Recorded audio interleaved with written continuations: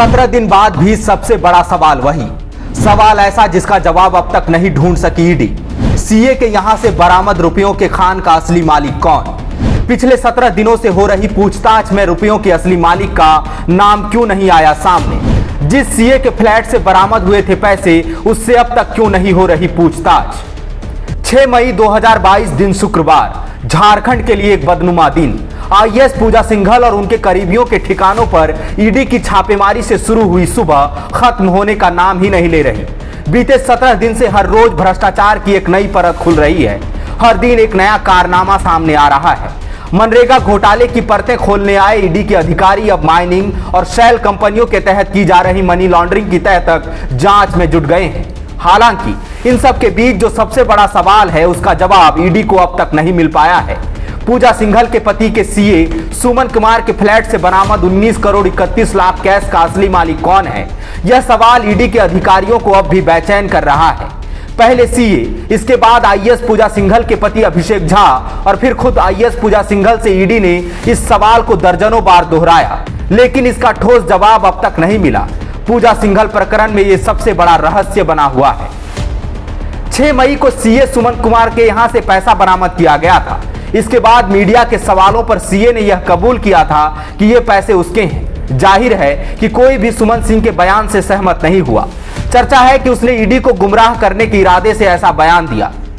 जब ईडी ने सीए को गिरफ्तार किया और रिमांड में रखकर पूछताछ की, तो उसने यह स्वीकार किया कि बरामद पैसों में से कुछ पैसे आईएएस पूजा सिंघल के हैं। हालांकि ज्यादातर पैसों का असली मालिक कौन है, सीए सुमन कुमार ने यह स्पष्ट नहीं किया। ईडी की पूछताछ में सीए ने यह भी बताया कि पूजा सिंघल के निर्देश पर वह पैसों का कलेक्शन भी करता था। अब जबकि सीए को जेल भेजा जा चुका है, उससे फिलहाल पूछताछ बंद है।